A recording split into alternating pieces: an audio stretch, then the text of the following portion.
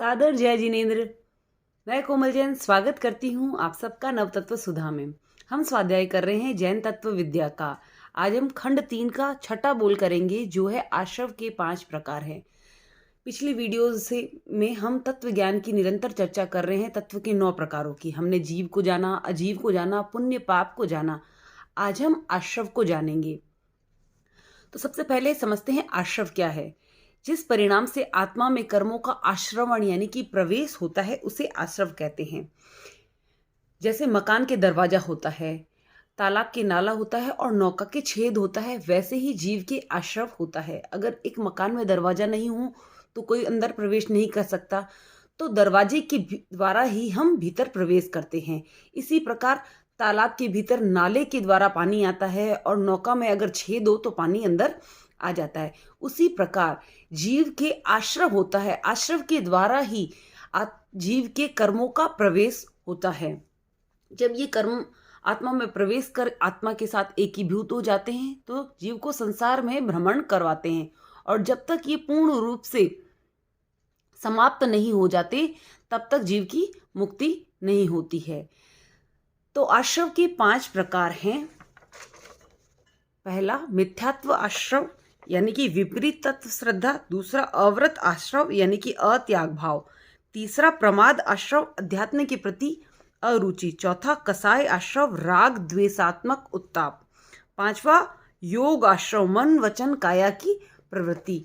मुख्यतः इस पुस्तक के अंदर इन 5 आश्रमों का विवरण दिया गया है, लेकिन अन्य पुस्तकों के अंदर आश्रव के 15 और प्रकार भी पढ़ने को मिलते हैं, जो कि गौण भेद हैं और वह योग के अंतर्गत आते हैं। तो योग अव्रत के गौण 15 भेद और हैं। यहाँ पे भी हम थोड़ा बहुत इसके बारे में समझेंगे। तो शुरू करते हैं आश्रव के प्रकार। पहला मिथ्यात्व आश्रव। तो विपरीत तत्व श्रद्धा का नाम मिथ्यात्व है। जब जीव की तत्व श्रद्धा विपरीत होती है तो उसे मिथ्यात्व कहते हैं। जो भी जीव मिथ्यात्वी होते हैं तो मिथ्यात्व के द्वारा जिन कर्मों का प्रवेश आत्मा में होता है वह मिथ्यात्व आश्रव के अंतर्गत आता है। तो जीव की दृष्टि को विपरीत करने वाले मोह परमाणुओं के उदय से अयथार्थ में यथार्थ और यथार्थ में अयथार्थ की जो प्रतीति होती है वह मिथ्यात्व आश्रव है।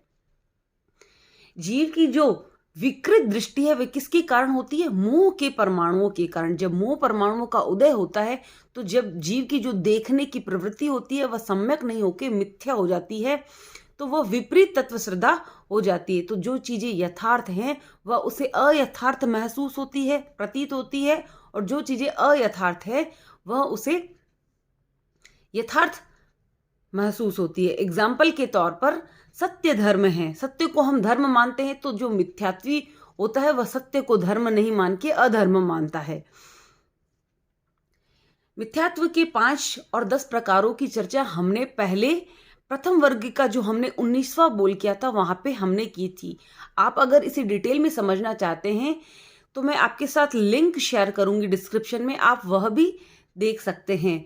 तो मिथ्यात्व के जो 5 प्रकार हमने पढ़े थे, आभिग्राहिक, अनाभिग्राहिक, ये 5 प्रकार मिथ्यात्व के हैं। इनके कारण जो भी आत्मा में कर्मों का प्रवेश होता है वह सब किसके अंतर्गत आता है? मिथ्यात्व आश्रव के अंतर्गत आता है।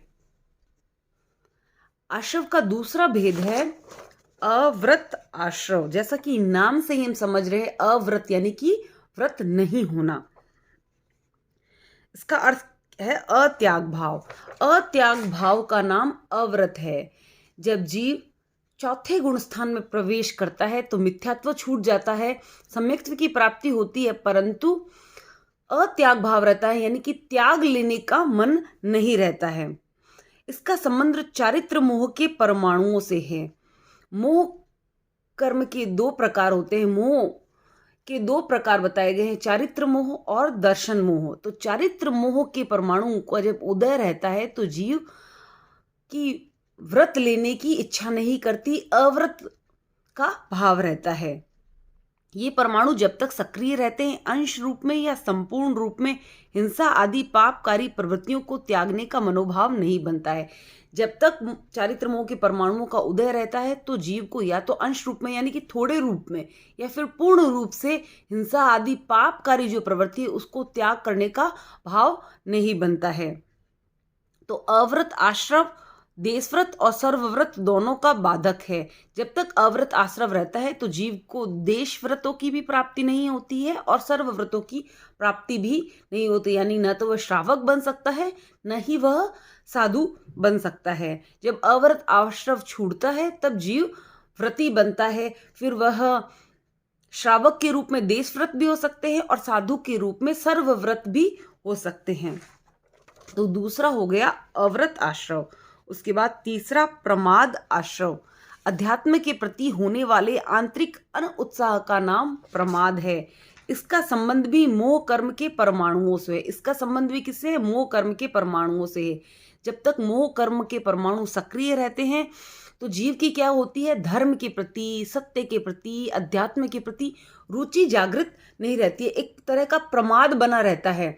वह जानता है कि मोक्ष की प्राप्ति धर्म के द्वारा ही हो सकती है, लेकिन अध्यात्म के प्रति उसकी रुचि जागृत ही नहीं होती। उसका आध्यात्मिक कार्य करने का मनोभाव ही नहीं पैदा होता है। तो प्रमाद के कारण जो कर्म आत्मा में प्रवेश करते हैं, आत्मा के साथ बनते हैं, उसे कहते हैं प्रमाद आश्रव। उसके बाद है कषाय आश्रव। राग द्वेषात्मक उत्ताप। कषाय को हमने विस्तार से जाना है। कसाय क्या है? क्रोध, मान, माया, लोभ। यह मूलतः 4 कसाय के भेद हैं और अगर उपभेद करें तो अनंता अनुबंधी, प्रत्याख्यानी, अप्रत्याख्यानी, संजलन, इस प्रकार करके 16 कसाय के भेद बताए गए हैं। 16 कसाय और 9 कसाय भी बताए गए हैं। तो ये सब किसके अंतर्गत आते हैं? चारित्र मोह के अंतर्गत आते हैं। तो चारित्र मोह के परमाणुओं का उदय काल इसका अस्तित्व काल है। जब तक चारित्र मोह के परमाणु का उदय रहता है तब तक राग द्वेष की भावना जीव में बनी रहती है। यह वीतराग चारित्र की उपलब्धि में बाधक है। जब तक कसाय जीव के साथ रहता है, चाहे वह सूक्ष्म रूप में ही रहे, जब तक पूर्ण रूप से कसाय, क्रोध, मान, माया, लोभ पूर्ण रूप से क्षीण नहीं हो जाते, तब तक जीव को वीतरागता की उपलब्धि नहीं होती है, जीव केवली नहीं बनता है। तो यह हो गया कसाय आश्रव। उसके बाद 5वां और अंतिम है योग आश्रव। मन, वचन, काया की प्रवृत्ति।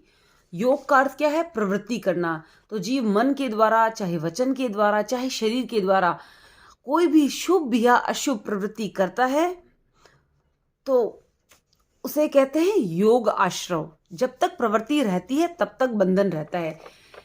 योग की प्रवृत्ति कब तक चलती है? जब 14वां गुण स्थान जब जीव लेता है तब वहां पे योग की प्रवृत्ति भी रुक जाती है, यानी कि मन, वचन, काया की प्रवृत्ति रुकती है, तब आत्मा में कर्मों का प्रवेश रुकता है और जीव मुक्त होता है। तो जब तक योग की प्रवृत्ति चालू रहती है तब तक जीव मुक्त नहीं हो सकता है। तो योग क्या है? योग को समझते हैं। योग 2 प्रकार का है, शुभ और अशुभ। जीव जो भी क्रिया करता है वो या तो शुभ होगी या अशुभ होगी। तो जो भी प्रवृत्ति होगी वो 2 प्रकार की होती है, शुभ और अशुभ। जब हम शुभ प्रवृत्ति की बात करते हैं तो उससे 2 तत्व फलित होते हैं, यानी कि निर्जरा और पुण्य का बंध। जब इसको हमने पिछले वीडियो में भी समझा, जब जीव शुभ प्रवृत्ति करता है, जब हम पुण्य की बात हमने की थी, जब जीव शुभ प्रवृत्ति करता है तो उससे क्या होता है? कर्मों की निर्जरा होती है, लेकिन प्रासंगिक रूप में साथ में पुण्य का बंधन भी होता है।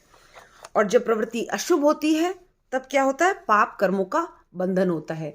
तो यह बात हमने पहले भी समझी कि बंधन चाहे फिर पुण्य का हो या पाप हो, बंधन होता है। जब तक पुण्य पाप दोनों का बंधन नहीं छूटता, जीव मुक्ति नहीं प्राप्त कर सकता है। तो आत्मा की मुक्ति में मुख्य रूप से 2 बाधाएं होती है। कौन सी? एक तो कर्मों का बंधन होते रहना। जब तक आत्मा में जीव दूसरे कर्मों का, निरंतर कर्मों का बंधन करते रहेगा आगे से आगे, तब तक आत्मा मुक्त नहीं होगी। दूसरा, बंधे हुए कर्मों का क्षय नहीं होना। अगर हम जीव कर्मों का बंध रोक देता है कर्मों का बंधन करना बंद कर देता है, लेकिन पहले से जो कर्म बंधे हुए हैं वो नहीं जब तक क्षय होते तब तक भी आत्मा की मुक्ति नहीं होती है। तो जब पहले से बंधे हुए कर्म पूरी तरह से क्षीण हो जाते हैं और नए कर्मों का बंध रुक जाता है तब आत्मा मुक्त होती है।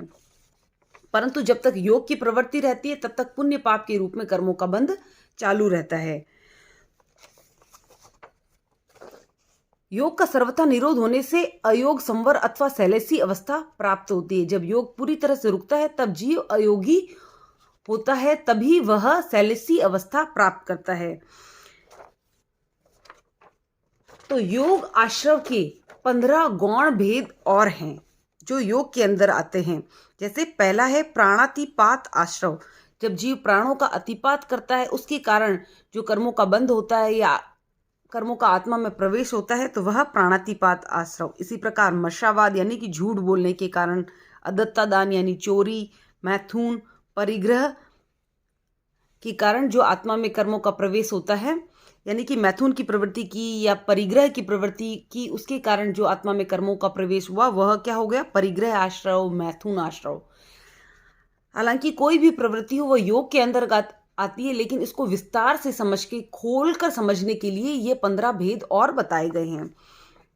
उसी प्रकार श्रोतेंद्रिय प्रवृत्ति आश्रव। श्रोतेंद्रिय यानी कि कान, तो कानों जो श्रोतेंद्रिय के द्वारा जो भी प्रवृत्ति हो रही है उसके कारण जो कर्मों का प्रवेश हो रहा है वह हो गया श्रोतेंद्रिय प्रवृत्ति आश्रव।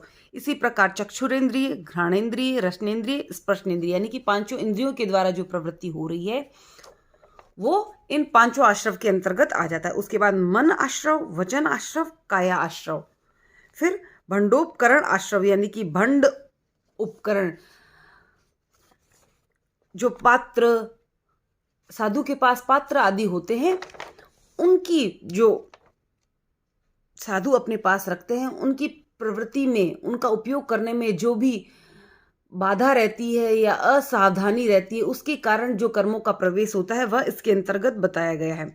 उसके बाद सूची कुशाग्र मात्र आश्रव, यह भी साधु से संबंधित है। जब साधु मलमूत्र का जो विसर्जन करने की जो विधि होती है उसे ठीक पूर्वक नहीं करता है उसके कारण जो भी कर्मों का बंध होता है या जो प्रवेश होता है वह इसके अंतर्गत आता है सूची कुशाग्र मात्र आश्रव।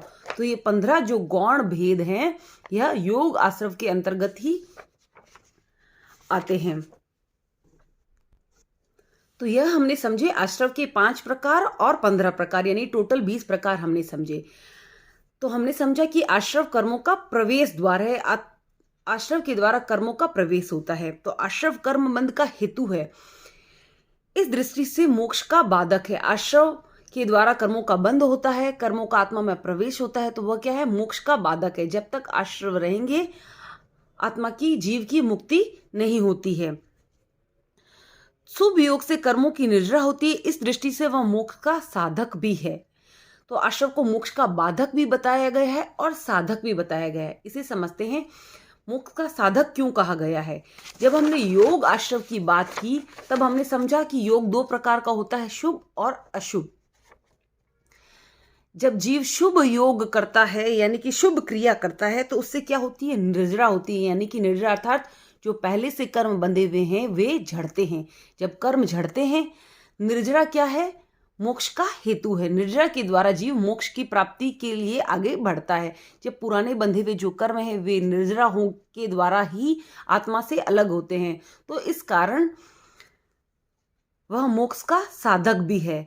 पर एक ही बात में यहाँ पे 2 बातें, यानी कि योग के कारण जीव आश्रव को साधक भी बताया गया है और बाधक भी बताया गया है। इसको समझने के लिए हम समझते हैं ये कैसे हो सकता है। जैसे अगर हम एग्जाम्पल के तौर पे बात करें, एक दीपक की बात करते हैं तो 2 प्रवृत्ति होते हैं। जब दीपक जलाते हैं तो प्रकाश भी प्राप्त होता है, लेकिन साथ में काजल भी प्राप्त होता है। उसी प्रकार हम योग को समझते हैं। तो जब शुभ योग होता है, शुभ योग की प्राप्ति कब होती है? शुभ योग कब होता है? जब मोहनीय कर्म का क्षय होता है, या तो मोहनीय कर्म क्षय हो रहा होता है या फिर उपशम होता है, यानी दबाव होता है या फिर क्षय उपशम हो रहा होता है, तब क्या होता है? शुभ योग की प्रवृत्ति होती है। ऐसा होता है तब क्या होता है?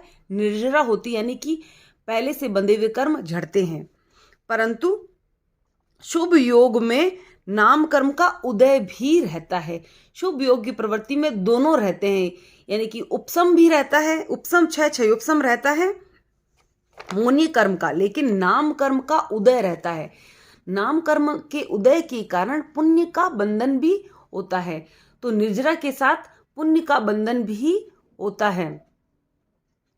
जब पुण्य का बंधन होता है तो पुण्य भी एक प्रकार का बंधन है। जब तक पुण्य को आचार्य श्री भिक्षु ने सोने की बेड़ी कहा है, तो जब बेड़ी फिर चाहे लोहे की हो चाहे फिर वह सोने की हो, पर बंधन तो बंधन ही है। जब तक दोनों से मुक्ति नहीं मिल जाती तब तक जीव मुक्त नहीं होता है। पर जब 10वें गुणस्थान के बाद कषाय रुक जाता है तो फिर क्या होता है, अशुभ कर्मों का बंधन रुक जाता है, लेकिन शुभ कर्मों का बंधन चालू रहता है, क्योंकि योग की प्रवृत्ति चल रही है, शरीर की प्रवृत्ति चल रही है। जब जीव 14वें गुण स्थान में पहुंच जाता है तब वहां मन वचन काया की प्रवृत्ति पूरी तरह से रुक जाती है।